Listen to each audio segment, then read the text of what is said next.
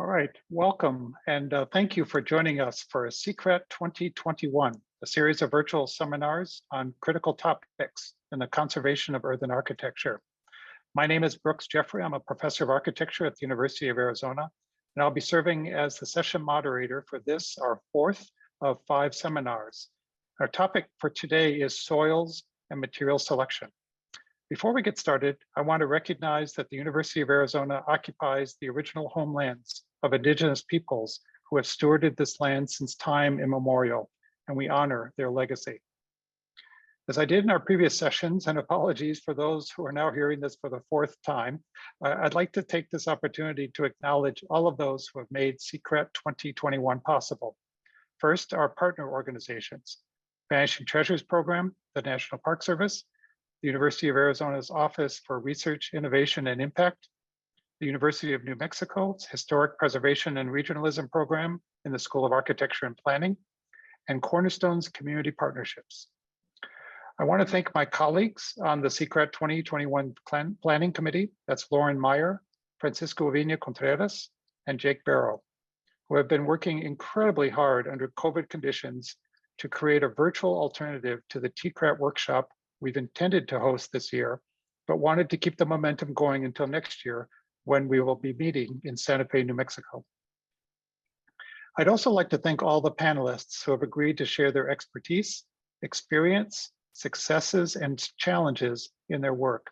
As you'll see through the entire series of seminars, many represent National Park Service parks, but we also have active practitioners, academics, and representatives of community and tribal organizations, all dedicated to advancing the conservation of our earthen heritage. Finally, I'd like to acknowledge the heroic efforts of Ashley Oliveros, events coordinator from the University of Arizona's Office for Research, Innovation, and Impact, who is the wizard behind the curtain of the registration process, Zoom logistics, and today is doing her magic to make this virtual event as seamless as possible. For those of you who are not familiar with the tradition of SICRAT, the seminar format, or TCRAT, the workshop format, this all began in 1994 as a cross-border program between the National Park Service and its Mexican counterpart, the National Institute of Anthropology and History, known by its Spanish acronym INAH. This program convenes experts from the United States and Mexico to share current practices and case studies, and works directly with communities on both sides of the border, using hands-on workshops to teach conservation skills and help those communities preserve their earthen architectural heritage, and by extension, preserving pride in their community. In essence, the SICRAT TCRAT program is a community of knowledge, and we encourage all of you to engage with the panelists in this series, as well as with each other as part of this community. This year's virtual SICRAT seminar is intended to be the foundation for next year's TCRAT workshop, which will be held in conjunction with Terra 2022, the 13th World Congress on Earthen Architectural Heritage, taking place in Santa Fe, New Mexico in June. Links to next year's events can be found on the SICRAT 2021 website, which is now posted in the chat. And this website also has links to the Missions Initiative website, where we built up a library of resources, including previous TCRAT presentations and videos that still remain a great resource of instructional tools on earthen architectural conservation. Now, for those of you who weren't at the previous virtual sessions, let me provide some orientation as to how today's session will be conducted and how you can participate. First, each of these 2-hour sessions will be divided into 2 parts. A set of brief presentations by our invited panelists that will take up the first hour or so. Then we'll take a 10-minute break or intermission and come back for the Q&A part of the session for the second hour. To save time, I will only be introducing each panelist's name and affiliation before their presentation, and then turn it over to them. If you're interested in more information on the panelists, please see the SICRAT website for complete profiles of each of the panelists. And you'll see that Ashley has put that link on in the chat as well. We encourage you to ask questions during the presentations, but they must be submitted using the Q&A function on Zoom at the bottom of your screen. You may want to wait until the intermission to post your questions, especially if you think your questions will be covered by another panelist's presentation. I will be monitoring and compiling these questions, And if they are not already covered by the panelists' presentations, we will use them as a framework for our Q&A discussion in the second hour. And just so that you know, the chat function in Zoom has been disabled for audience participants, but will be used by Ashley and the panelists to post links, additional resources, and other information. Finally, this and all SICRAT 2021 sessions are being recorded and will be available on the Missions Initiative website and eventually the Terra 2022 website, with the goal of creating a foundation of content for future TCRATs, including next year's in New Mexico. Now, on to today's topic, soils and materials selection. And our first panelist today is Rachel Adler from the National Park Service's Vanishing Treasures Program. Rachel, take it away. Thank you, Brooks. As Brooks mentioned, I am Rachel Adler. I'm the architectural conservator with the Vanishing Treasures Program of the National Park Service based in Santa Fe, New Mexico. And I'm just going to give a brief overview of some of the testing that you can do when you're selecting materials for earthen and masonry structures that use adobe or mud mortars. So I first want to give an overview of some of the resources that we have in the National Park Service in this region that rely on earthen materials for their maintenance and their repair. On the upper left, you can see Tumacacri, which is an adobe structure that has lime plasters, and it is a structure that is still in use. Then to the right of that are some test walls of puddled adobe at Casa Grande. We have Fort Union on the lower left, which is an adobe fort, so a different time period. And then on Bandelier on the lower right, we have masonry walls that use earthen mud mortar. So material selection is important when you're dealing with all of these different types of structures, whether it's adobe block or puddled earth, or whether you're doing mud plasters as shelter coating or using mud mortars to hold masonry structures together. Whenever you're using soil material, you want to make sure that you know what the characteristics of that material are and how to properly test and ask the right questions so that you can get answers that will help you use that material appropriately. So talking about where you're going to get your soil materials. Soil can come from a variety of sources. It can be commercial soil yards where you actually purchase the materials. They're not necessarily meant for adobe or earth construction, but those soils can be tested, and if they have the desirable characteristics that you're looking for, they can be used for whatever you need to use in your park or on your structure. But you can also find natural soil sources. We're usually in national parks, we're not allowed to mine the resources of the park, but sometimes that's something that you need to do. For example, if you're working on a backcountry site where it's not possible to haul in the material, or it's not desirable to bring in external materials that don't already exist in that environment to use on those structures. If they're in the backcountry, chances are that they were relatively untouched, and so you don't want to introduce foreign materials into those structures. You can also find soil materials on public lands. There are parks that have agreements with private lands where they can mine soils on those lands. The important thing there, of course, is it can be less expensive than purchasing your material from a commercial soil yard, but you also need to make sure that you have the appropriate permits and that you're not taking material without making sure that it's legal for you to do so with the proper permissions. I will briefly go over the components of soil. So there are four the soil is divided into 4 general types that are divided by their particle size. So you have the largest size, which is gravel, and that which is generally not used. Well, the larger gravel you don't usually see. Sometimes you see it as aggregate. Sometimes you see it included to prevent shrinkage. You have sand, which is a really important component. And then the smaller particle than that is silt. And then finally, the smallest particle is clay. And the clay component is what acts as the binder in the same way that lime and cement act as binders in those materials.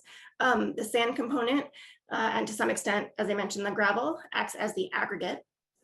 And the percentages of the clay to the aggregate and the other soil components is what dictates the performance characteristics like strength, shrinkage, and as well as individual characteristics of those components also contribute to the overall characteristics. So type of clay, the size and the shape and the grading of the aggregate particles, all of those are going to contribute to how the earth performs in however you're using it, whether it's as a mortar, a bedding mortar for adobe block, or for plasters. I'm not going to talk too much about the shake test because I'm pretty sure, I think Pat is going to be talking about it later in his presentation. Shake test is a field test that you can do on soil materials to give some rough percentages of soil components. It's based on the principle that heavier particles will sink more quickly than smaller, lighter particles. So you put your soil in a jar, you fill it with water, and you shake it up. The sand and the heavier particles will settle first, and then the silt, and then the clay. And you monitor it and take photos and observe it over certain periods of time. And you can see, it's difficult to see in this picture, in these pictures, but you will see a delineation between the layers of sand. And then it is tricky to see the delineation between the silt and the clay particles. So that is one limitation of this test, is that you can't always tell the layer of fines what is clay and what is silt. But it is pretty good at determining percentages of the sand and larger particles, and then what's called the fines, which are the silt and clay particles. And then no matter what you're using your material for, you always want to make sure that you are creating test patties. These are used both for color matching and for other characteristics like shrinkage and hardness. And then ideally you would do them enough ahead of time that you can leave them out to see how they weather. You can make a lot of different test patties from a single source of soil by adding sand for different soil ratios, or by sieving the source to add more fines. And you can also mix multiple sources together to see how that changes the characteristics of the soils that you're using. And I know a lot of people, when they're choosing a source, kind of the thing that comes to mind as the most important is this going to match my material in color? Is it going to look the same as what's already there? And it's true that color matching is really important because you don't want your repair or your material to stand out and be visually intrusive when you're working on a historic structure. But there are also other really important things to take into account besides the color matching. So you also need to look at texture and at compatibility with the materials that you're repairing. And I should mention that I'm talking about soil selection mostly as it refers to repairs on already existing structures, and not when you're looking at new adobe construction or kind of more modern buildings. So I should have mentioned that earlier. So look at compatibility with the materials you're repairing, and whether it's adobe block or mortar for adobe construction or mortar for masonry construction. All of those different uses are going to have different requirements for the material to be compatible with them. So compatibility means the new material won't cause damage to the existing material, it won't draw attention away from the original material, and it will perform well functionally. For replacement material, the analysis of an original material can help guide the development of your new replacement material, but you don't always want to match it exactly. Sometimes it's impossible to match it exactly if the original source that we used is no longer available or you don't know where it was. And also, if the original material had faults and that's what caused it to fail, you don't want to replicate it exactly, because then your new material is could possibly fail for the same reasons along the same lines. And so you want to avoid the issues of the original material while still making sure that the replacement is as visually unobtrusive as possible. But you do want it to be functionally effective. And then materials as they weather will often change visually and physically. So it's important to see how a sample weathers before putting it into place permanently, because what looks fine today in 10 years might look very different. Obviously, you can't weather a sample for 10 years before you put it into place, but you should at least have an idea of how it's going to change with time. And just another example of using test patties and the shake test together. Whenever possible, you want to use as many tests as you can on the same samples, because each test is going to give you a different type of useful information. This is a more precise way than the shake test to determine particle size of a soil sample. Different standards will have different sieve sizes. What you do is you take your bulk sample and you sieve it through the different sizes to sort of see what the grain size distribution is. I think most of us use the ASTM standard, which is a specific size range of sieves. So this shows the distribution of the particle sizes in a soil. You can then also look at the larger sand sizes under the microscope to see what kind of shape they are, if they're angular or if they're rounded. But this gives you an idea of the grading of particle sizes, and you want a well-graded soil that will give good characteristics. And of course, the grading is going to depend on what the final use for that soil is. Limitations of the sieve test is that the fines, as I mentioned, the silt and the clay, are too small to separate using a sieve. So a method that you can use is to figure out the proportions of clay versus silt is sedimentation or hydrometer analysis. And I'm not going to get into too many details, but basically you suspend the fines in water. And it's based on the same principle as the shake test, which is that heavier particles, which the larger particles of silt, will sink to the bottom more quickly than the clay particles. And you measure the suspension with a hydrometer, which measures the specific gravity of the suspension. And as those particles sink to the bottom, that specific gravity changes. So then you do a bunch of calculations and you can measure as the specific gravity changes. That will give you an idea of how much of that mixture of silt and clay particles is silt and how much is clay. This is not a very exciting slide, but I just wanted to demonstrate the importance of having a really good record keeping system so that you don't end up with a bunch of different jars of soil and a bunch of different test patties and test information that then you can't actually use because you don't remember which sample provided which test results or which test patties were made from which soils, or maybe you didn't record which sample corresponds to what information. So it's really important to develop this recording strategy, including how you're going to label your different samples and your different mixtures before you start any testing.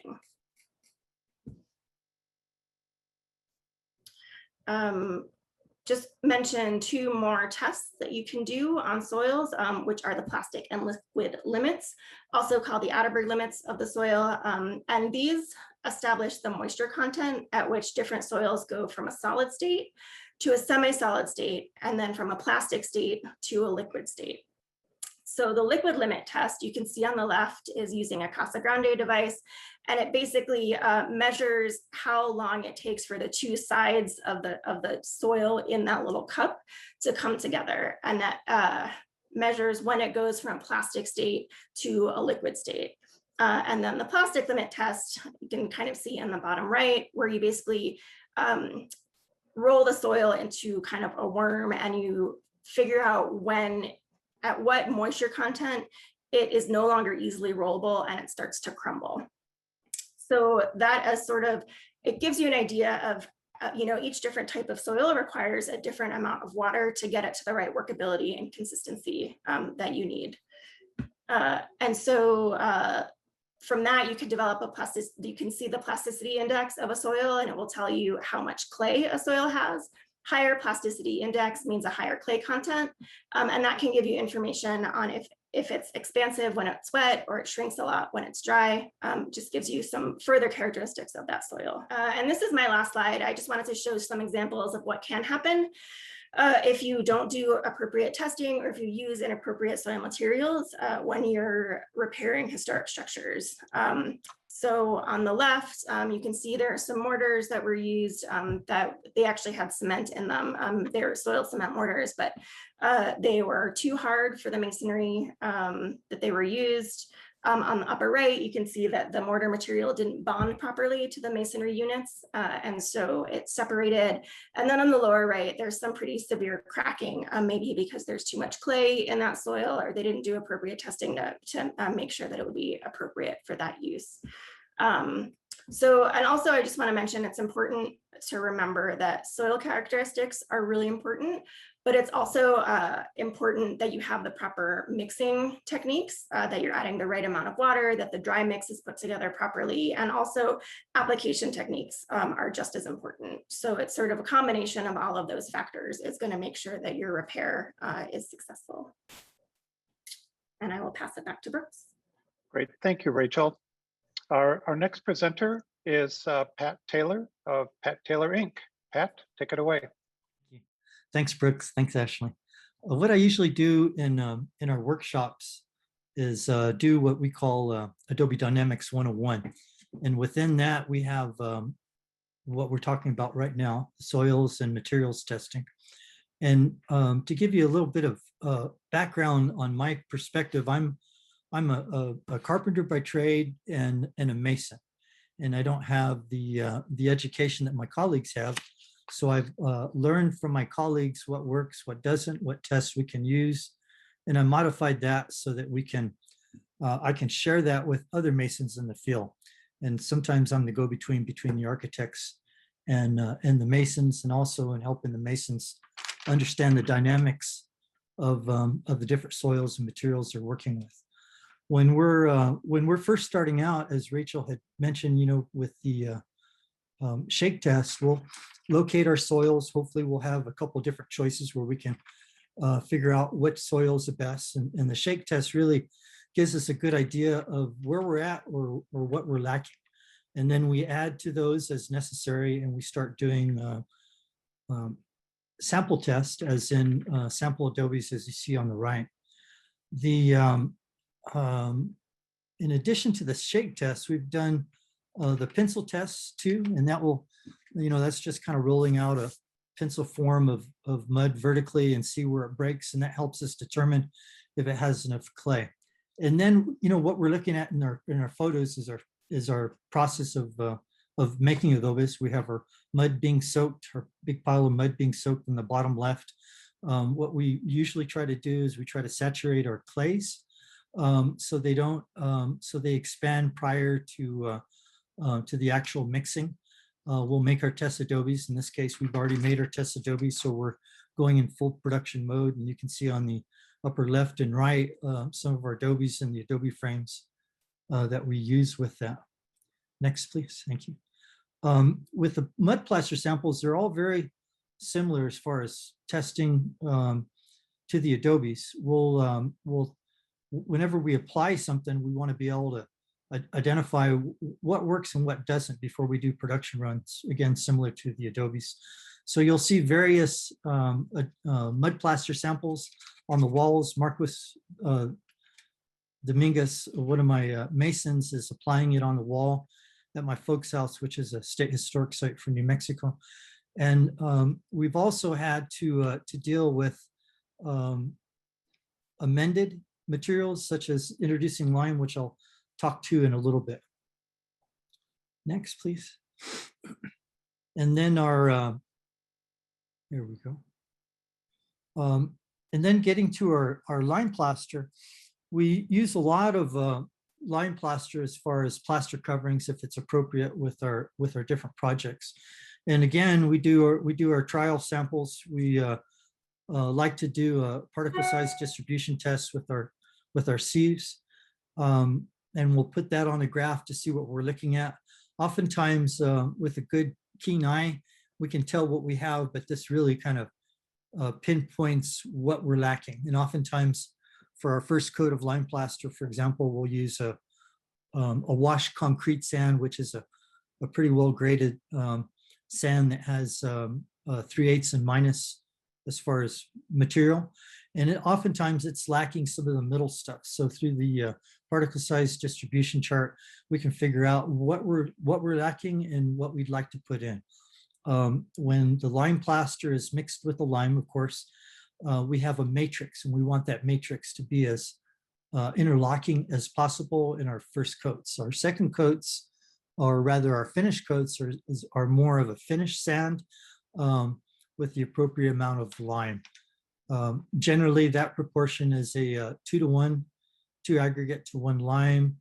Usually our proportion for our first coat of lime plaster is a 3-to-1, 3 washed concrete sand to 1 lime, or if we add a middle piece in there, we'll up our lime to 2, and we'll up our total aggregates to 5. In addition to the different lime plasters we also have some tooled plasters that resemble stone, and we see that post 1860 in New Mexico and throughout the state. This is in Las Vegas, New Mexico. We did a workshop up there with our TICAL, our workshops in lime, probably in the 1990s. We had a building down the street that we were able to take some measurements from and determine if that was pretty commonplace. We were working on the Presbyterian church there in Vegas, and it had a tooled pointed lime plaster on the facade, and the community wanted to reincorporate that. So through this documentation, we arrived at a layout, and we did a couple of test samples up there to see what the community had liked. It all works real well. You end up putting your first initial coats on, and then when you're with your finished coats, that's where you do the tooling work. This is another project. The upper left are some lime plaster samples in Marfa that we put on the wall to gauge. We had our washed concrete sand was a little different, so we wanted to make sure how it was going to perform before we put it on the wall. And on the bottom and the right, we have William Ide Adobe in Northern California, where they had a lime plaster over an adobe wall that was undulating with the mortar joints showing through somewhat, and they wanted to replicate that. So we put on a first coat following the waviness of the wall, and then we put our second coat on, which we had to tool as we went. It was a little bit challenging because there's no quite set rhyme and reason for that. This is some Judd wall repair test that we did with Joey Benton in Marfa, Texas. And we did a series of tests. This is a wall that Judd put up in the 1980s, 1990s. It was adobe laid in cement mortar, and predictably the adobe washed out and the cement mortar didn't. So the depth of erosion was about 2 or 3 inches, and the Judd Foundation wanted to preserve it. So we did a series of tests, which are still under review and being monitored. We haven't had the rains that we've had to be able to do an effective monitoring, but when it rains over there, it just comes down in torrents. So now we're looking at the stonework. One of our biggest benefits that we've enjoyed are these workshops, the TCRATs and the SICRATs. And with our Mexican colleagues, we were able to be introduced to and to reintroduce the technique of using stones as an anchoring system for the lime plaster, and they call that rajuelar, R-A-J-U-E-L-A-R. It's a neat old system that's very effective. This is the Griggs house in Mesilla. Some of you will recognize it. It's an old adobe that's almost in ruins, but it has a lot of lime plaster left on it, and has a lot of stonework that was installed using the rajuelar method. These stones were inserted into the mud joints while the mud was still wet when they're going up with the wall.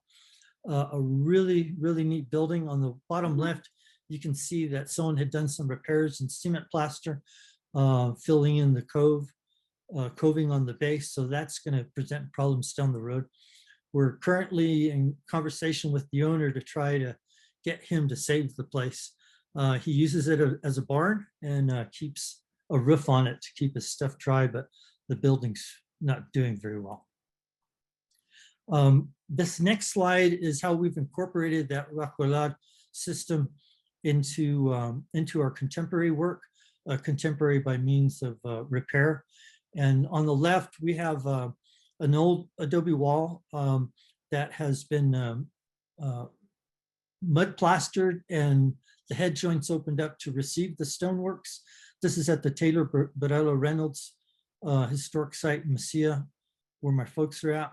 And on the bottom right, or excuse me, the far right, you can see the stones set in lime mortar into the into new adobe repair with the open head joints. It's a really good system. You know, lime plaster will stick to anything. The longevity is really based on how it's anchored. So the rougher the surface, the longer the life. And when you have stones, you can expect a little bit longer with that.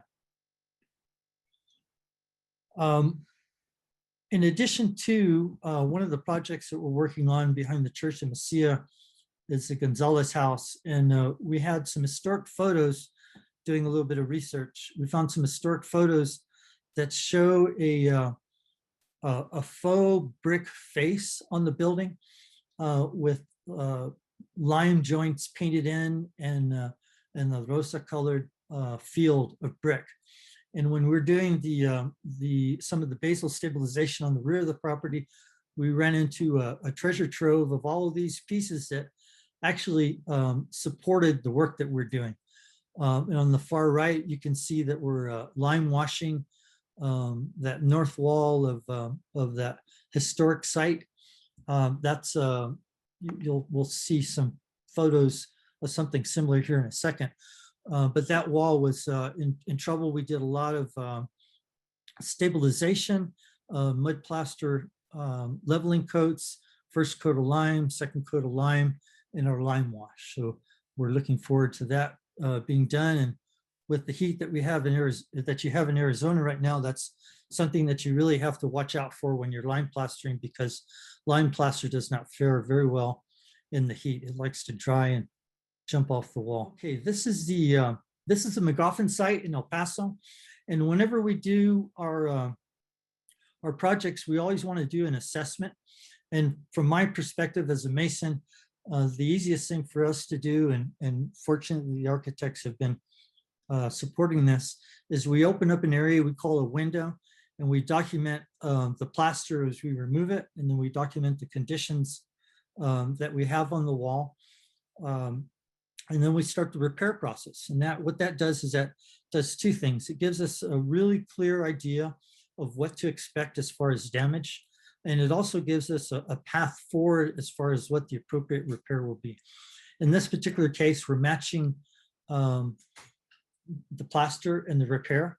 We have a lot of adobe coving at the base of the wall from the salts. We have a real problem with salts over here. We scraped away the loose material, found the depth of our repair that we needed to do, inserted our adobes during the repair, eventually put a mud plaster leveling coat on it, got it to plane within a couple of coats, and then we installed our stones for the racolado work. And then we started on our first coats of plaster here. There's a slide that was meant to be prior to that I jumped ahead on. This is Marcos taking off the plaster. On the far right, one of the things we found, as you can see, is we have plastic that was laid up against the wall, which is a pretty terrible thing to do to an adobe, but was spec'd by an architect in the 1980s. So we had heard that this was in the wall, and through our documentation, we were able to ascertain that it was, and also support the need that we needed to change this. So this is our on the bottom left, this is our first coat of lime plaster. In the summer, as in the case here in southern New Mexico and Arizona and everywhere else in the Southwest, we have to shade our work so it doesn't dry out prematurely. So we have our first coat there. We have our finish coat that's scored on the in the middle right there, and on the far right we have our lime wash that we added to that. So we'll monitor that until the project gets going, and they're looking at hopefully at a full scale replacement of the cement plaster that they have. They actually have a lime plaster that's amended with cement that's very hard. In addition to that plastic that's laid up against the wall, the building's in serious trouble. So the timing's really good to get to it. Here's some documentation that we did in the field. On the left showing the existing damage, and the right showing the repair. And this helps us, it helps the architect, it helps the masons understand what we're encountering and how we're going to replace it and repair it. Thank you all for your time. Appreciate it. Thank you, Pat. Our next presenters are Angelyn Bass from the University of New Mexico and Douglas Porter from the University of Vermont, who will be doing a joint presentation. And I think, Doug, you're going first, so take it away. Angelyn and I are going to talk about our work on archaeological sites, most of them in the Southwest. We are not concerned only with the selection of materials for repair. One of our primary goals is to understand the selection of materials by ancient builders. This means that our characterization studies go way beyond what's needed for identifying repair materials, and our process for identifying repair materials is actually a whole lot like what Rachel and Pat have described. Our presentation, in the way of a warning, includes some images of plaster embellishments, which we're using to illustrate the use of the materials in antiquity. And in general, we're not going to disclose the location of these embellishments. Because the materials are capable of yielding information about original design intent, they possess a scientific value that we're careful to protect. These sites also have special values for descendant cultures, so we typically look to minimize treatment of the ancient surfaces and to accomplish what needs to be accomplished in the way of repairs as much as we can through indirect or preventive measures. On the left, we're looking at a 12th century leveling plaster that was applied as a single thick coat that cracked as it dried in the 12th century. The cracks provide mechanical key for finished plasters, and a lot of times they're the only places that the finishes survive. On the right, we're looking at another leveling plaster that was stabilized, in quotes, in the 1960s by smearing mortar into the cracks. The repair doesn't solve any deterioration problem, but it has certainly compromised the archaeological value of the plaster. In the southwestern sites that will show you where the primary periods of occupation are prior to 1450, earthen materials can be classified according to differences in function. There are structural materials, leveling plasters, finished plasters and washes, and you've got a list there on the screen.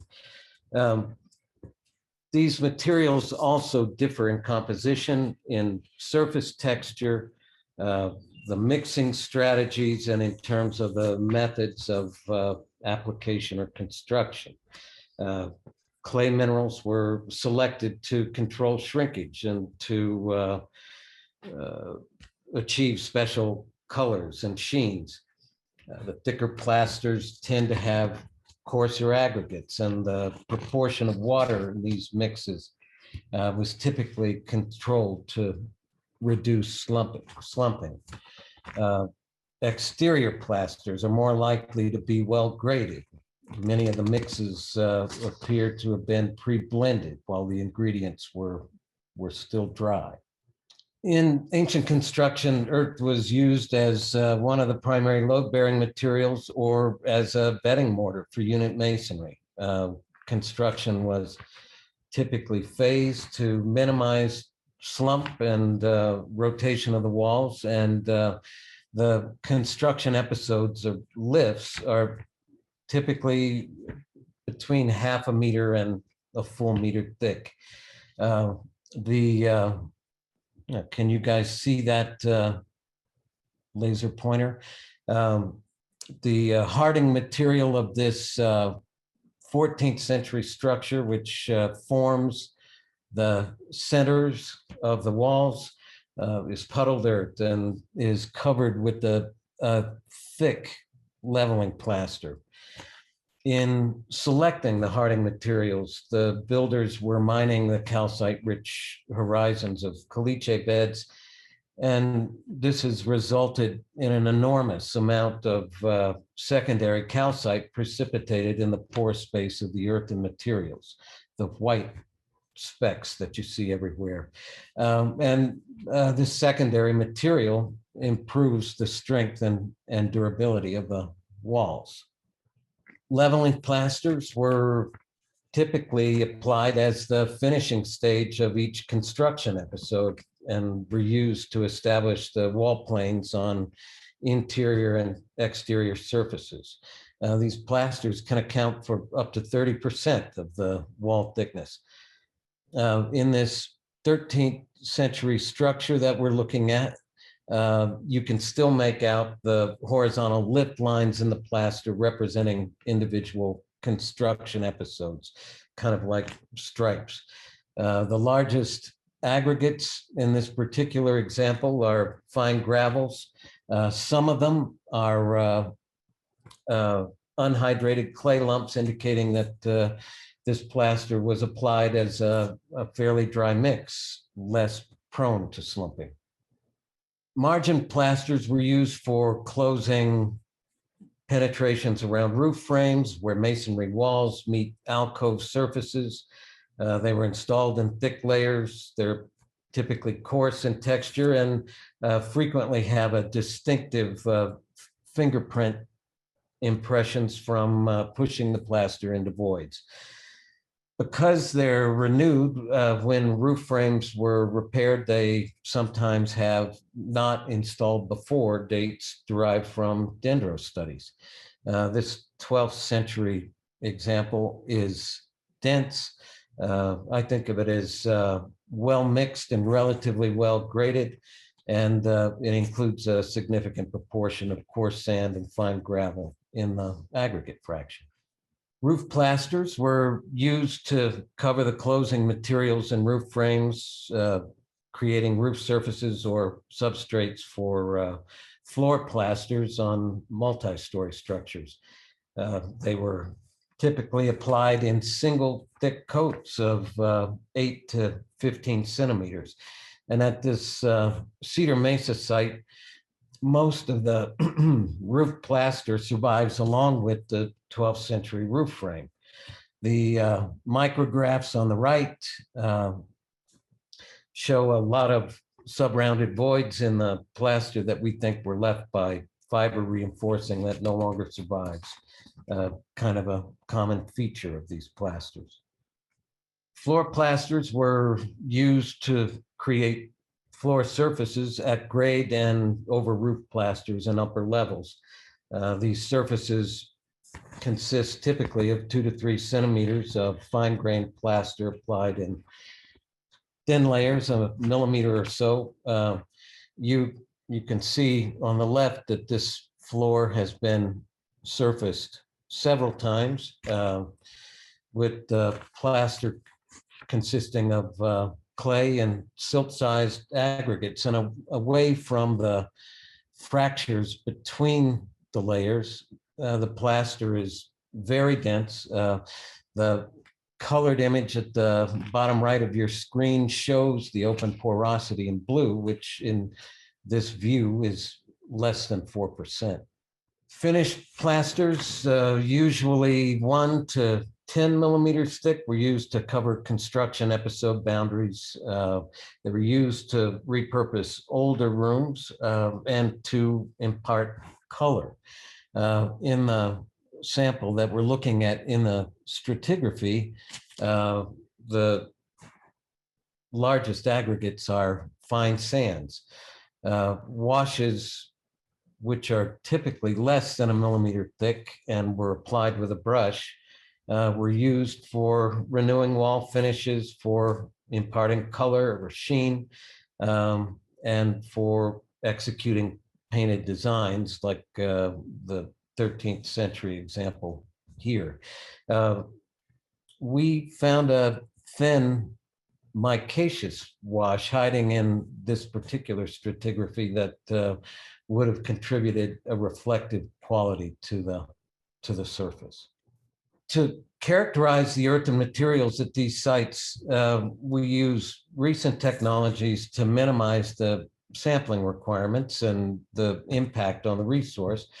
And then we work at multiple scales to include features that are larger than the samples.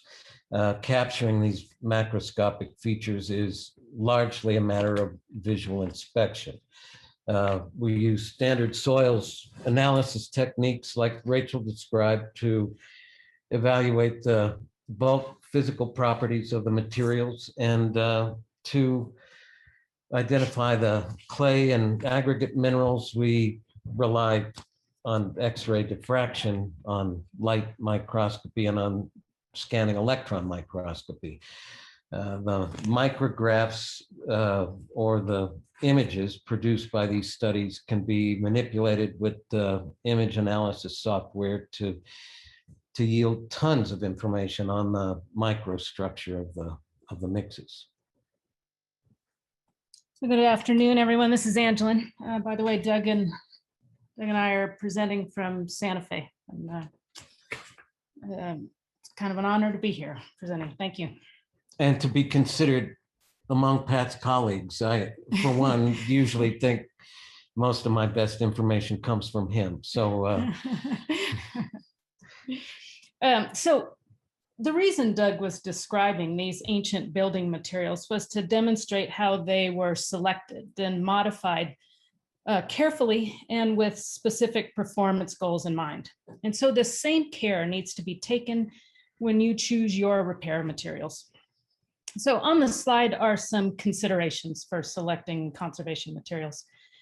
Treatments generally fall into two broad categories, preventive and remedial. Preventive treatments, they're the indirect measures to manage some of the deterioration risks and to prevent further loss. And those include structural monitoring, and modeling and analysis, environmental monitoring, modifying drainage around the site, managing visitation. In most cases, priority should be given to the preventive treatments. And then there are the remedial treatments, which are to stabilize and repair the damage. And we're going to focus just briefly on selecting materials for remedial treatments. So in sourcing our materials, it's not our goal, sort of as Rachel said, it's not our goal to replicate the ancient materials, but to find compatible repair materials that have the right color and texture, and I'll explain why that is so important, but also appropriate properties, and minimal shrinkage being an important one for us. The first step in our empirical process, similar to what Rachel and Pat described, is that first we identify candidate soils. We sieve them to look at their particle size distribution, to look at the types and shapes of the aggregates, and then we cast samples to evaluate the soils individually, but also in combination.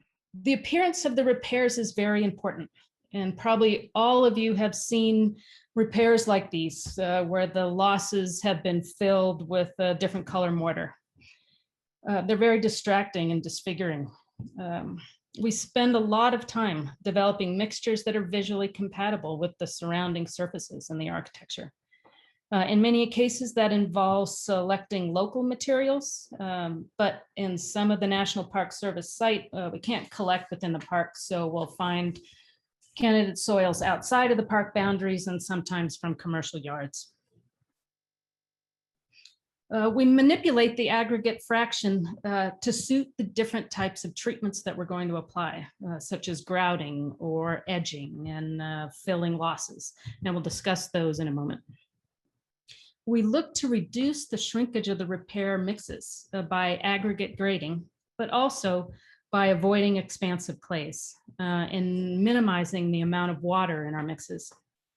Depending on the context, we may also include ceramic microspheres, which are what you see in the center. We use them to reduce the weight of the mortar and as a marker. So someone looking closely at the repairs can identify it. On the right is what you might see if you examined our repair mortars with a loop. So we, like Pat and Rachel, we create numerous samples to evaluate them in the wet state and in the dry state. I've included some historic sites in this slide. Bartlett Cabin is on the left in Pecos, New Mexico, where we were adding earthen chinking to losses in the mortar. And then in the center, the historic Fred Harvey Hopi House at Grand Canyon, where we were conserving some of the earthen wall plasters and the earthen floor features. In general, we find we use larger volumes of material on historic sites, more so than on ancient sites, which you see on the right. But even so, the approach to your material selection remains basically the same. So once you select your repair materials, the next step is to refine the application methods. And this can be really tricky. Ancient plasters are extremely fragile, and applying the treatments without knocking the plaster off the wall is very difficult. There are several risks associated with these treatments, and I just briefly want to present some of them. Water, it's essential for plasticizing and readhering the earthen materials, but it can also be your worst enemy. Too little water and you'll lose the stickiness and the adhesive properties. Too much water and you will lose the whole finish. Many of these ancient surfaces are covered in soot, multiple layers of soot from fires over the centuries. Soot is an important artifact of use and something we're also trying to preserve. Water from your repairs, though, can mobilize the soot, and it leaves the surface heavily stained, a yellow stain. To minimize this, we've started using a silicone solvent as a masking agent during treatment. The solvent will fill the pores at the surface, and it blocks the movement of water and the staining that results from the moisture. Another good part about the silicone is that it also evaporates. Water, it will also mobilize soluble salts that can cause heavy disaggregation of the earthen materials. The salts can be found in the ancient materials as well as in the candidate repair soils. You have to be very careful not to introduce salts through your repairs. If there are already soluble salts in the ancient materials, you'll also need to develop special techniques to mitigate their impacts when you're using aqueous treatments. And with decorated earthen plasters, the colored washes and the paints can be water sensitive, and they can even be water soluble. Again, masking with a silicone solvent or a cyclododecane when you're conducting your treatments can help prevent some of the migration of water to the surface and sometimes bleeding of the colors. So 3 types of remedial treatments we generally apply: grouting, edging, and filling losses. Grouting, that's what's on the screen here. It involves injecting a fluid mortar into the voids to reattach delaminated layers. The earthen grouts can be made from clays and fine sands. On the lower right, you can see some of the materials we use to create a grout. We also add the microspheres here to reduce the weight of the grout, and the spherical shape helps improve flow through the needle without increasing the water content. Earthen grouts can also be used to reattach lime plasters to earthen substrates. This is a Maya site in Guatemala. In the center, you see the cross section of the plaster, and it consists of a thin 2 to 3 millimeter layer of lime over a very coarse mud plaster. Notice the earthen plaster has large aggregate, and it has a 10 centimeter thickness, but it is precise and it creates a very smooth plane. It's so artfully made and applied. So in the photo, I'm preparing to grout voids where roots had disrupted the plaster. Edging, it's probably the treatment we use most often. The goals in edging and in loss compensation are to support those fragile plaster edges and to fill losses to stabilize them and to stabilize them in place in situ and to protect the substrate. The edging mortars generally have a very fine texture. Anything larger than a medium sand is hard to apply and usually doesn't have a texture that's appropriate for the fragment. We sieve out the coarser aggregates and substitute mixtures of sand and microspheres to maintain the clay fraction. We apply them relatively dry and we compress them into the voids along the fragment edges. Loss compensation is a lot like edging. We use it to stabilize eroded substrates. Keep in mind, though, that not all losses and cracks need to be filled. Doug showed you an example earlier in the presentation of an ancient wall where the cracks were unnecessarily filled. This is an example of a historic plaster, again, at the Mary Coulter designed Hopi House in Grand Canyon. On the left is a before treatment image where you can see how the roof leaks created these deep runnels in the plaster and in the paintings. On the right is the after treatment photo where we filled the losses to support the undercut paint films. So what we've been trying to say is that the ancient builders created a range of earthen materials to serve different purposes. And they did this by selecting their clays, grading the aggregates, pre-mixing the ingredients, and controlling the amount of water in the mixes. These same techniques are what we use to formulate repair materials. Again, we don't intend to reproduce the original materials, but we're trying to find compatible repair materials. And that ought to do it. Great. Thank you, Angelyn and Doug. And just so that you know, they were not in the witness protection program. It just helped them in their presentation, and they'll be back on for all of us on the panels for the next part of our session. We're going to take a 10-minute break right now and come back to the Q&A discussion. Now would be a good time to post your questions in the Q&A feature if you have been saving them up. All right, welcome back, everyone. If I could ask the panelists to turn on their videos. And we'll enter into our Q&A session. And thanks, Pat, for starting the kind of answering of some of the questions that have come on. There's one here that talks about, I think it was during your presentations, Pat, that was about the seismic zone. I'm wondering if you could answer that live. Sure, you bet. Can you hear me? Yes. In Chile, they use a particular technique called Geomaya, which is a geogrid. It's a Tensar material. And Julio Vargas from Lima, Catholic University of Lima in Peru, has developed this, and it's used basically for soil stabilization on a horizontal surface. And what he did through shake test and practical applications is put it to test, and the geogrid, when it's wrapped on the wall, similar to a basket, it's tied through perforations made in the wall, can give the occupants a little bit more time in a seismic event to be able to get out of the building. That's one of the most contemporary uses that we've seen. Great, thank you. There was a question from Alicia Hayes from Casa Grande. And how did the ancient people screen out the fine material? And she asks if it was woven cloth. And Doug and Angelyn, I'm gonna aim that one at you, if you're aware of that. Well, I guess I'll start by admitting we don't know. There were techniques for sedimenting materials for ceramics. We think that people were making sieves. We've found in mixing the small amounts of material that we need for making repair, that if we agitate a container, the fines fall to the bottom and we get the coarse stuff on top and are able to do quick separations that way.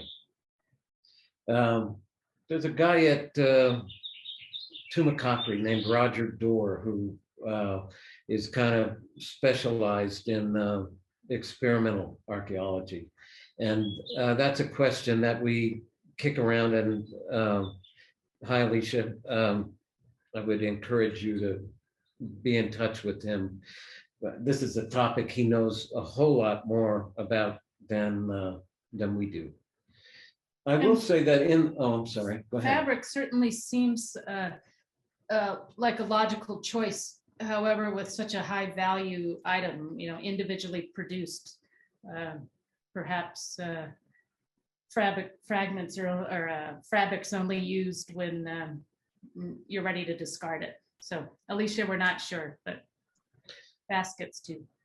We end up looking at so much well-graded, well-mixed material in places where they're also mixing materials for finished plasters and washes, that they had efficient ways of Sophisticated dividing. ways of grading. There's no doubt.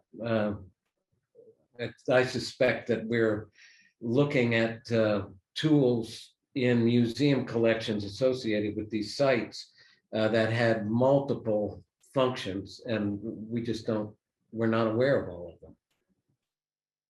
Does anybody else want to add anything to that from their experience? Rachel or Pat?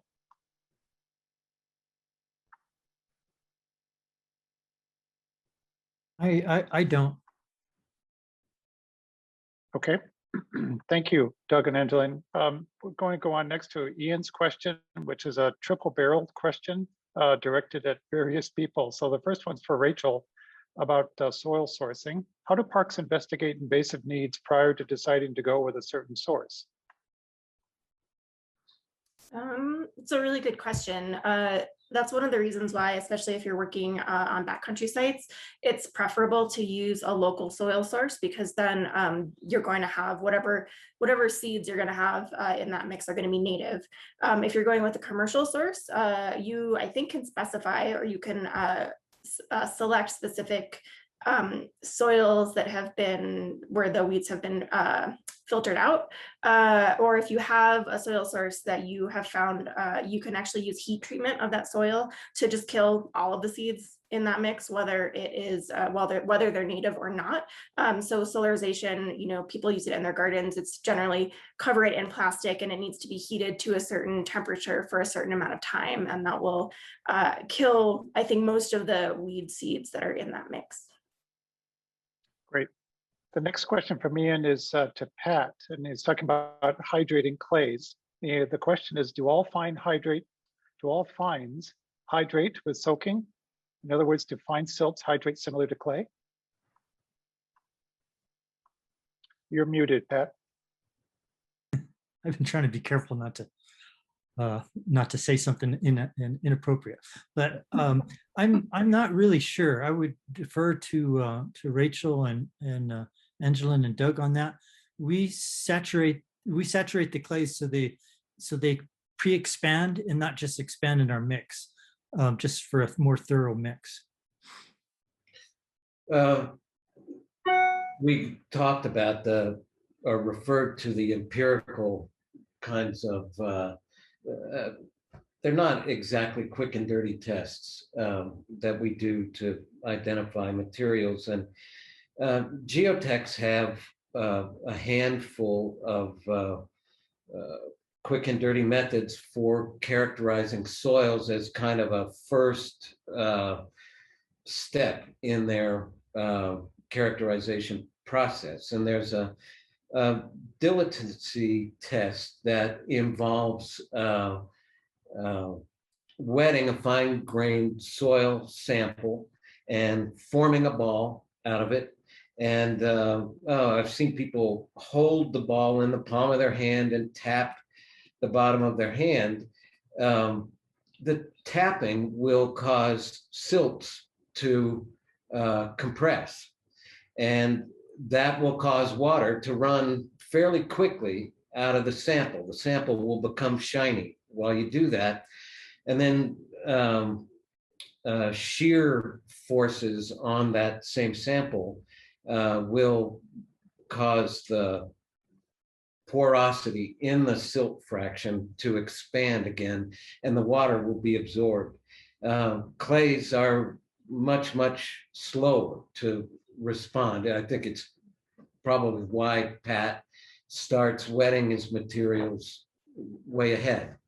So I think, yes, they'll both get wet. They won't both get wet at the same rate.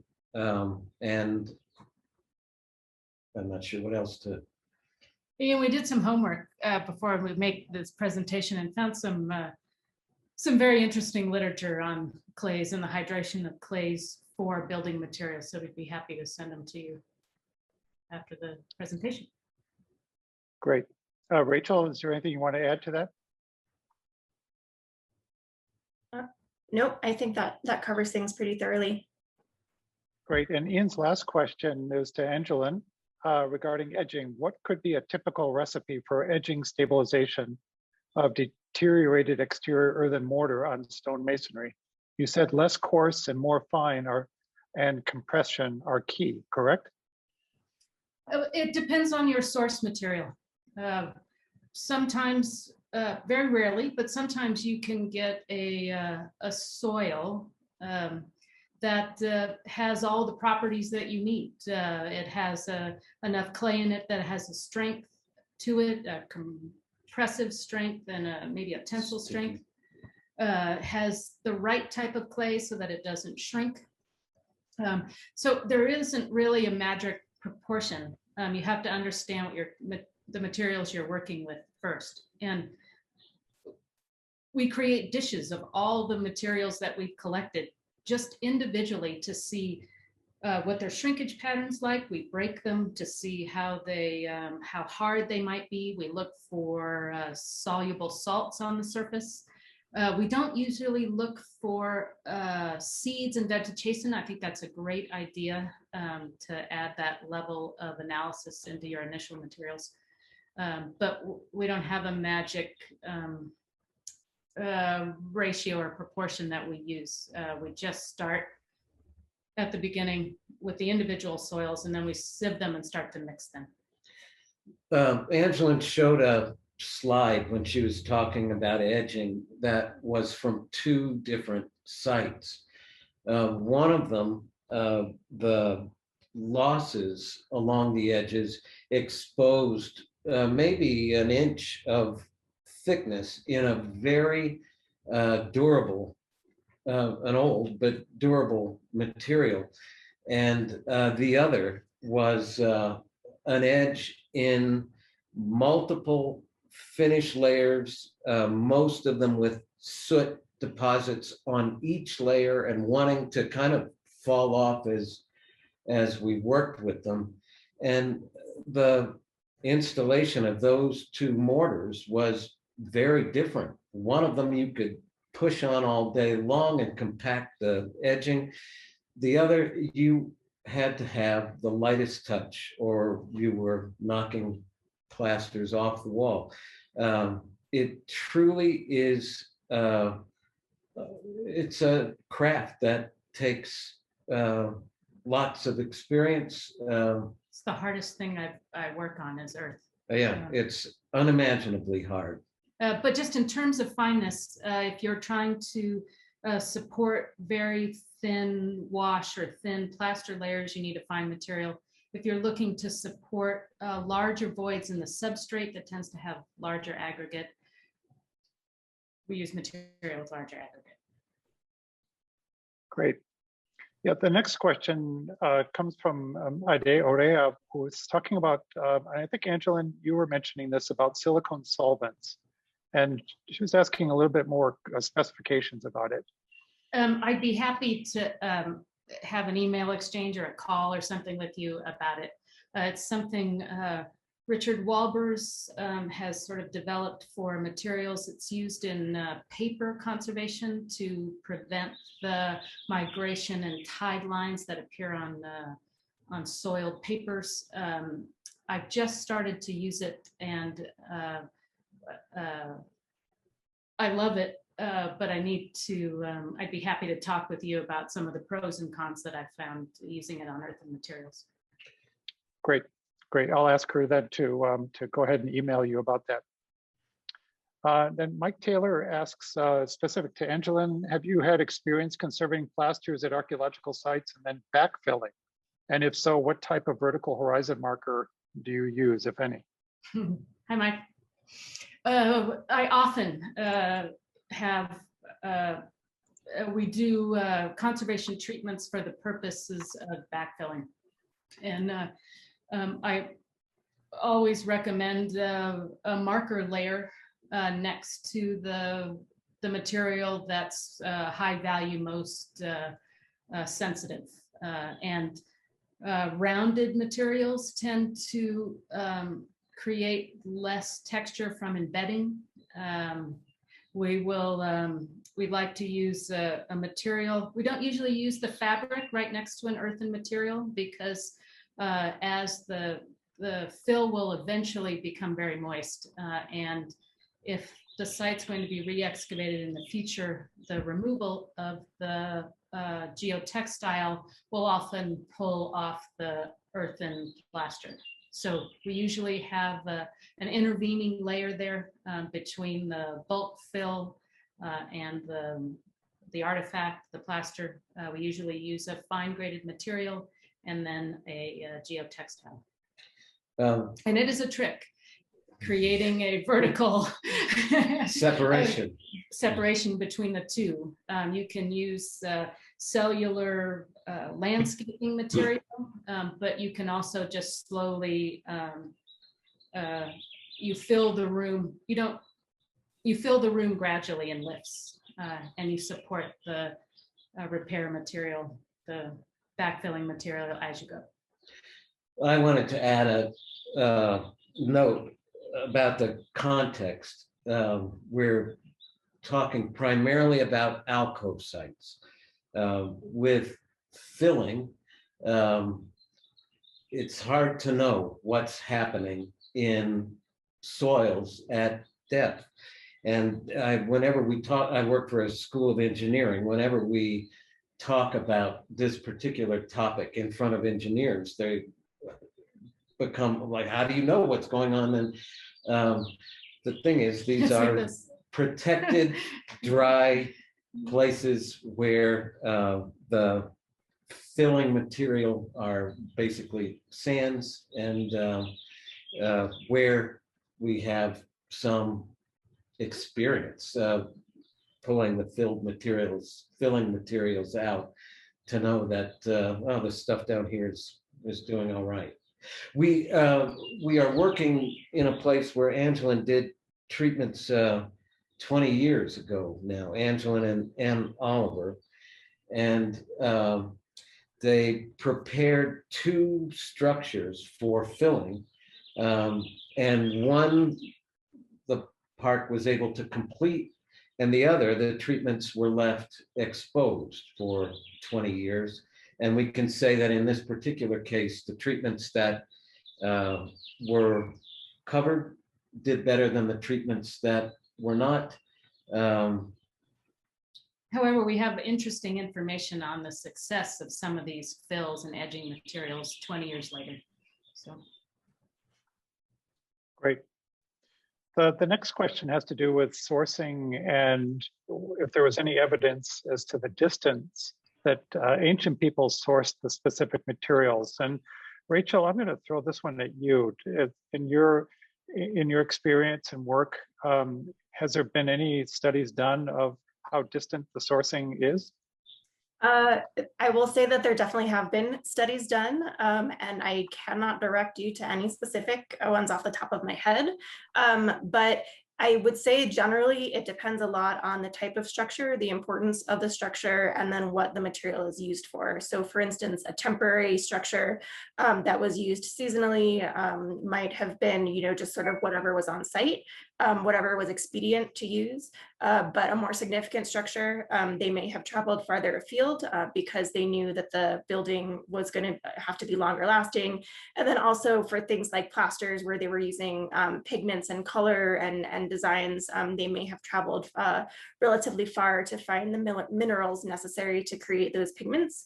What we do know is that in all cases, their use of soil for all these different for all of the different uses was very sophisticated, and they definitely knew whether or not the soil that was local was going to work for their purposes, and whether or not they had to travel to find a soil that was going to meet their needs for whatever type of structure and whatever type of material they were trying to put together. And let me ask Pat, and in your experience, in the work that you're doing too, has there been any kind of work that you're doing with the communities to determine original sources of materials in your work? Actually, when we were working with Cornerstones, the first thing we would do when we would go into a community is look for the old guys and ask them where their sources were. And they, oftentimes they would know where their sources are, and they take us to them. And we felt that was good luck to be able to encounter them. Yep. Yeah, and Angela and Doug, from your experience, how does it work for you? The early ethnographic studies about paints and pigments suggest that there were ritualistic aspects to the collection of materials for color, and that people would travel long distances. We are aware of multiple sources of soil at some of the sites where we're working, just because some of the material came from on top of the ridge from caliche beds, and some of the material came from the river at the foot of the alcove. I think we can probably provide some recent studies that kind of locate the nearest possible sources of soil used in parts of big alcove sites like Mesa Verde. But we often are working at National Park Service sites. Like Rachel said, we can't collect the material locally, so we find it outside of the park. But we just had the opportunity to collect from a site locally, and it didn't match at all. So we were sure this was going to be the easiest sourcing we'd ever done, and it didn't turn out to have any of the textural qualities or the color that we needed, or even the properties. Yeah. So in terms of context, I would say that until fairly recently, archaeologists have sort of taken the tack that there isn't really much point in characterizing these materials. All you're going to do is prove that somebody was scraping up the soil next to the site and mixing it with water and smearing it on everything in sight. And we're finding that that is definitely not true. And I think that kind of movement is originating in the Park Service. A lot of these sites were excavated a century ago, and the material culture is mostly in museum collections. And so for decades now, Park Service archaeologists have been focused on standing architecture as the only way to do archaeology at these sites. And that means the plasters kind of become a focal point. Great. Yeah, and I know that there's, the sourcing can be of great distances too. It's incredibly sophisticated, as Rachel said. I noticed that, Pat, you answered the question about water wicking, or salt wicking rather, and I'm wondering if you could maybe expand on it a little bit. You bet. In our sunny southern Southwest over here, especially in our agricultural valleys, we have a lot of soluble salts in the soil, and they get wicked up into our adobe walls through capillary action, like the good sponges they are. And as the moisture travels up into the wall and eventually reaches the surface and dries out, the salt crystallizes to about 8,000 pounds per square inch, causing that coving action, the slow chewing away of the wall. And the point of having salts in the materials when you put on is a really good point, because you obviously want to avoid that. I would always tell people salts are the nail in the coffin compared to what the moisture does. Anybody else want to add to that? I'll add just that, yeah, the question was whether salt damage, was the result of groundwater or of using high salt materials. And, the answer is why not both? So really you can have salt from a number of different sources, including the water that was used to plasticize the soil. And so, really you can have it coming from multiple sources, even within the same wall or the same material. So. Great. We've run out of questions, and so I want to encourage not just our audience, but panelists. Do you have any questions of each other in terms of your presentations, or perhaps follow-up questions to each other? I was going to mention one thing, Brooke.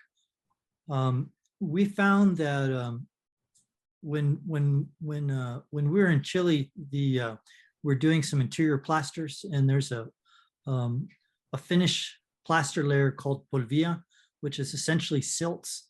And I asked the masons we were working with where they found that. And as the Andes, as that watershed makes its way to the ocean, it has all these fantastic areas where you have all this material just kind of laying around. You just have to know where to look to it.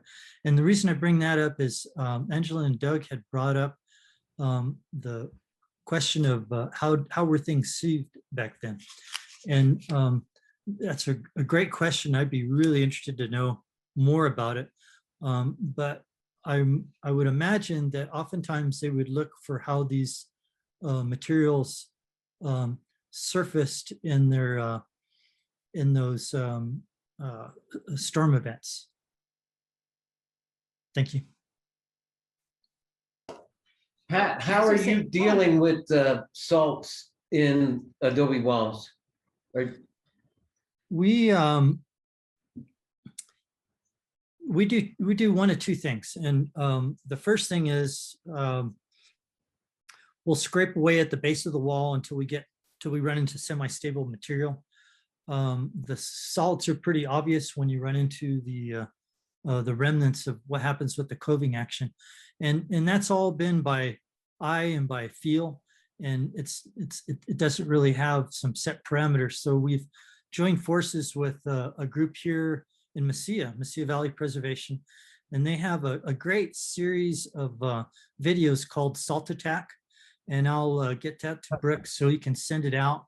And they've developed a testing system that takes samples out of the wall inch per inch, and the end result is they can graph the movement of salts.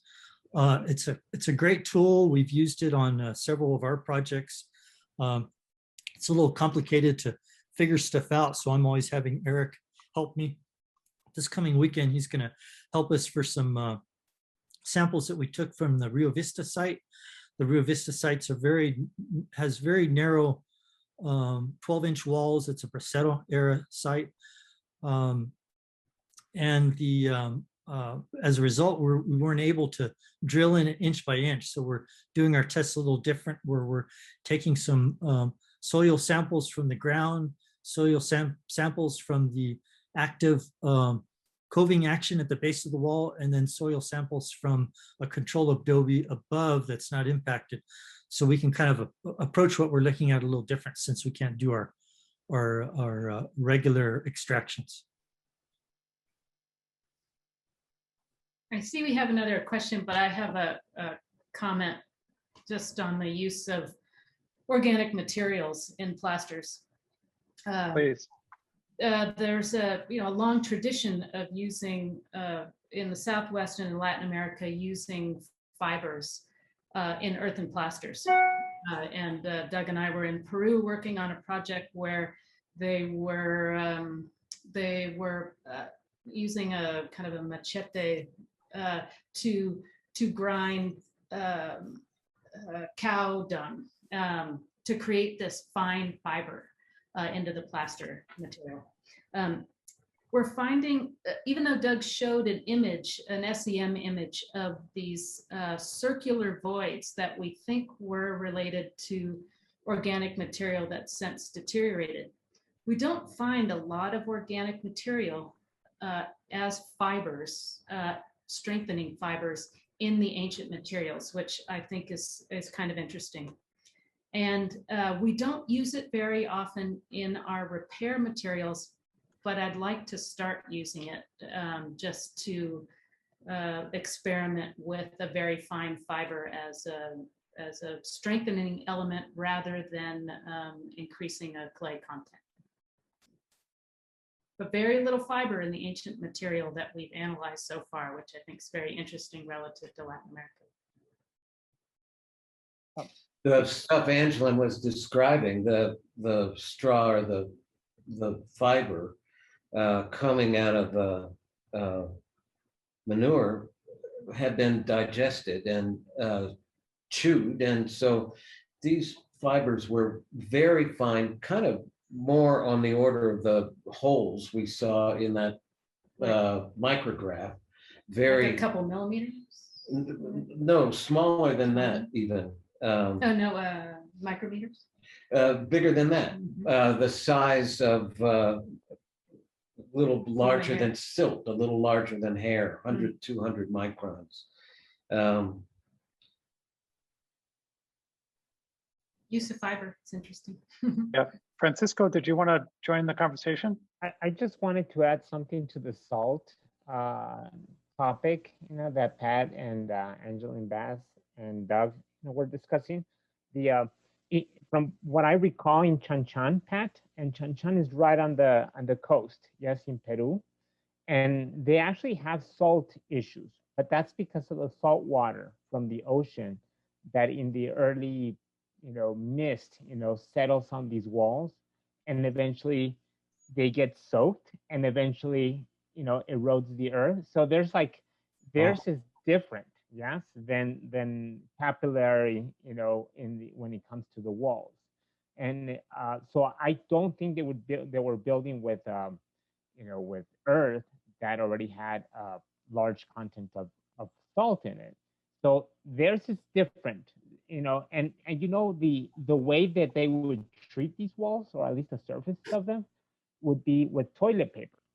They would actually, wet toilet paper and basically put it on the walls, and the toilet paper would, then absorb the salts, from the surfaces of these plasters. So, which was really unique, a very simple method, to remove salts from the surfaces. So I got to see it, not done, but I got to see it, like the thin crust of toilet paper on these walls. So I just wanted to throw that out to you guys.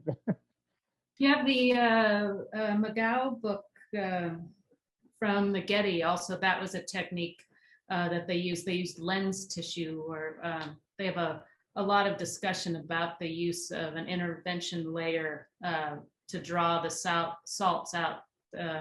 And then you can discard the paper with the salts. It doesn't solve the problem, but it's one way of working with salt-rich plasters. Plasters are a huge problem when there's a lot of salt. They're fragile to begin with, and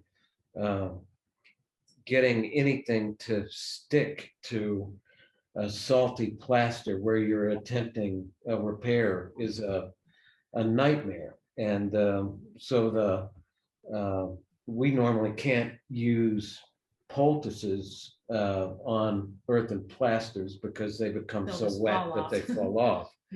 But the kind of misting an area that you need to treat against, and then setting the paper so that the water evaporates from the surface of the paper and the salts precipitate there, so you can lift the paper off. That helps. We're watching something in the chat about silts and clay, and we didn't mention this in our presentation. Most of the materials that we're dealing with are considered non-plastic. The clay fraction is so low, it's considered non-plastic, and many of them have the silt fraction is larger than the clay fraction. And I just noticed in a note, somebody was saying, well, they've been looking at these sites where the mortars are more silt than clay, but they're intact after a long period of time. And I have to say that's been our experience too, that ancient designers were not always reading all the Adobe books before they formulated these mortars. And this silty stuff sometimes sticks around for hundreds of years.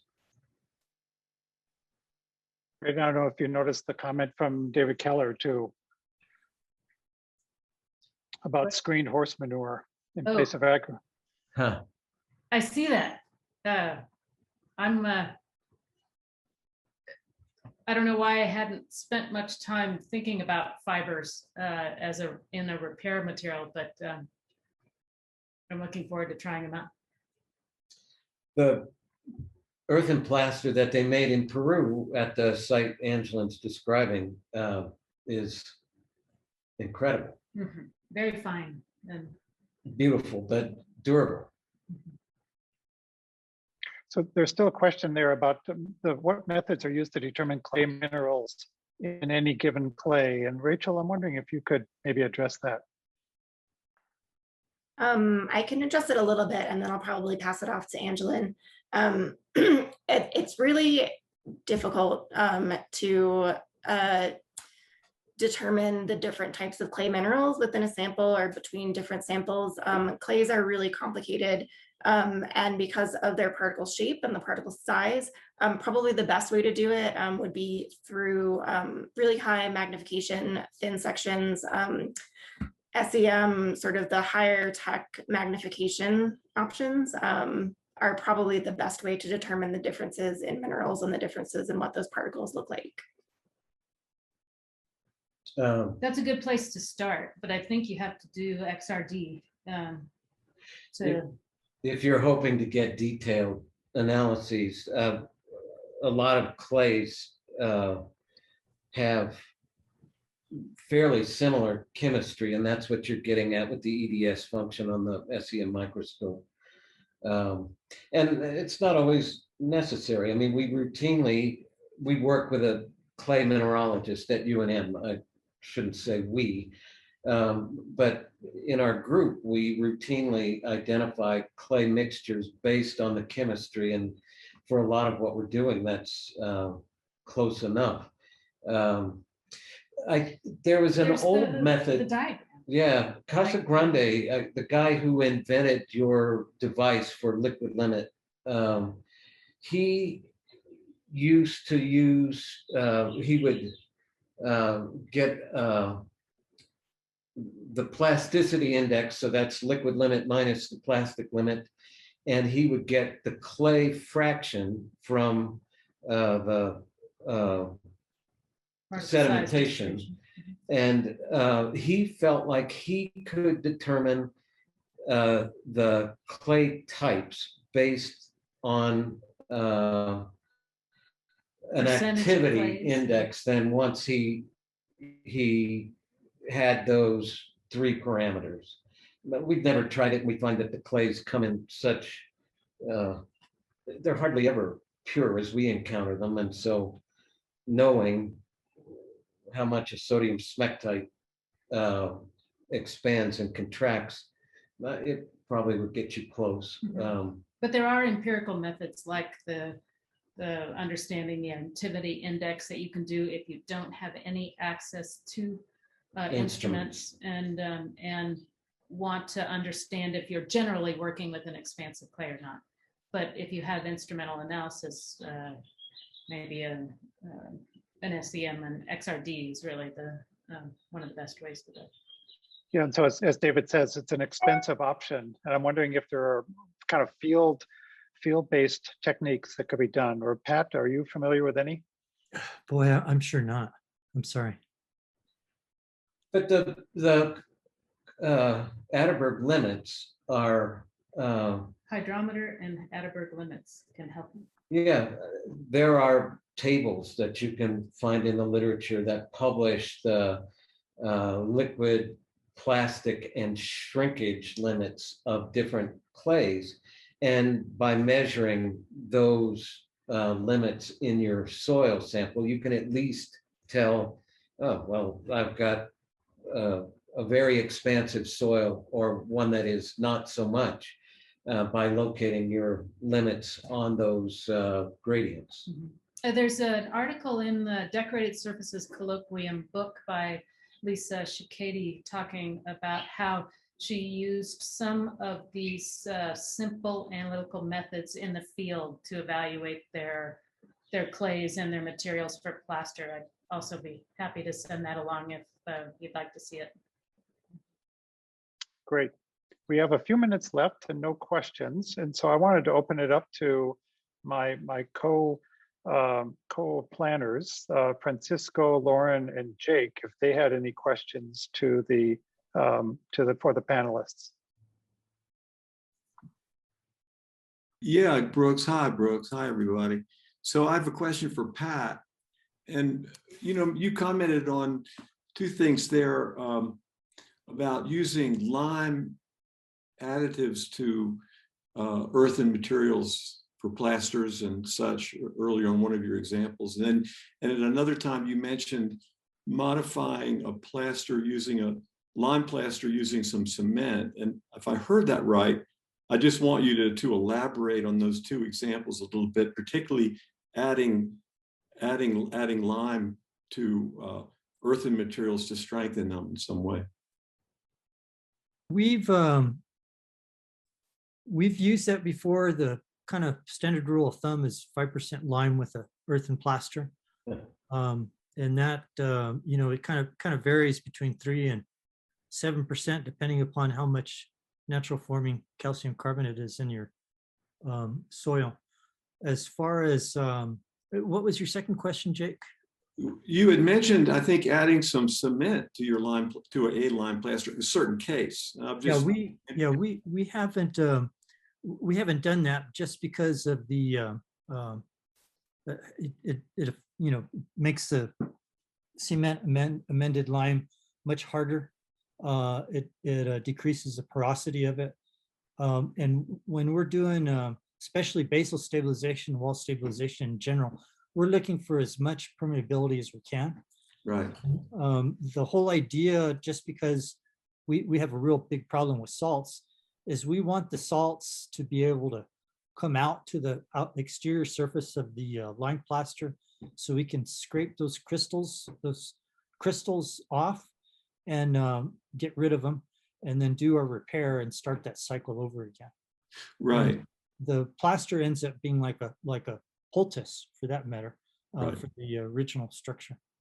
I might have misheard you. Coming back to the lime a second, the lime additive, the 5 or 7%.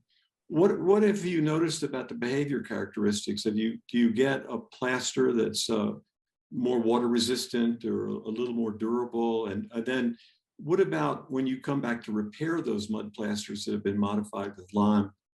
Do you feel that you need to stick with that same mix, or you could go back and forth with it unmodified? You could go back and forth with a non-modified. The problem with using a lime amended mud plaster is, of course, it's going to affect its permeability like it's supposed to do, or rather water absorption like it's supposed to do.